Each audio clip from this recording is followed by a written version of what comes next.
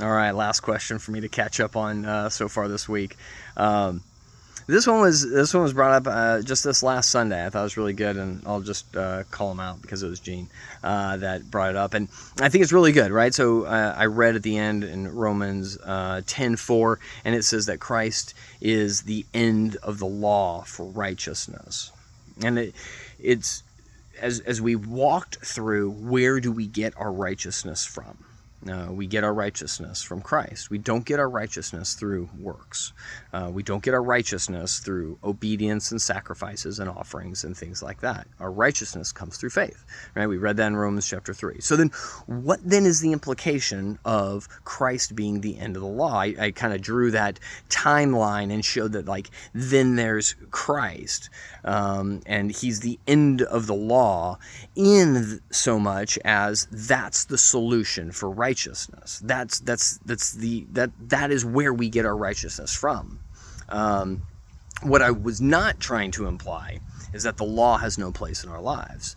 There are, and I've talked about this on a previous video, right? There's ceremonial laws, there's governmental laws, and then there's the moral laws, all wrapped up in the Old Testament. And so the moral laws are still the moral laws, right? Like we still ought to be obeying those. In fact, we ought to obey them not out of obedience, but because we know that that's the best thing for us. And I think any adult could explain the consequences, the natural consequences of violating the moral law. It's not free. It does cost. It costs here, now, physically, emotionally, spiritually. So it's not just a matter of obedience. It's actually the best place for us to be is in line and obeying the moral law. But it's not where we get our righteousness from. It's the best place for us to be, but it's not where God justifies us. And that, I think, is the biggest contrast of what Paul was concluding there at the end of Romans chapter 9, the beginning of Romans chapter 10.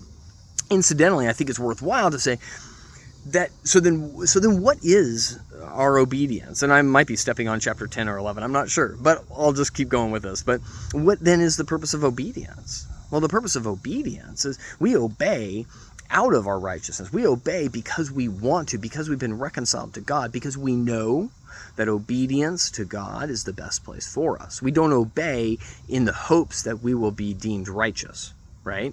The righteousness is in the past. For those of us who are followers of Christ, we have been justified. We have been declared righteous. And so this is where you can very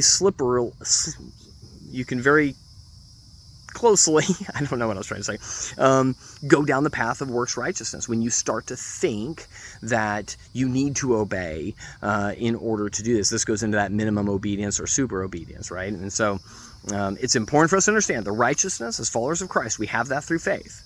We now live out our faith, and we constantly, through the process of sanctification, through the Holy Spirit doing the work in our hearts, we are constantly being shaped and molded and being convicted that we ought to do more, we ought to do sin less. And what are these different things? And it's not that we feel compelled and that our relationship with God is going to be broken, but that we know that this is the best thing for us and the best thing for God's glory. And so great follow-up question from this Sunday. Please keep the questions coming. They're great. I love them. And I'll do a little better at staying on top of answering them. All right. God bless.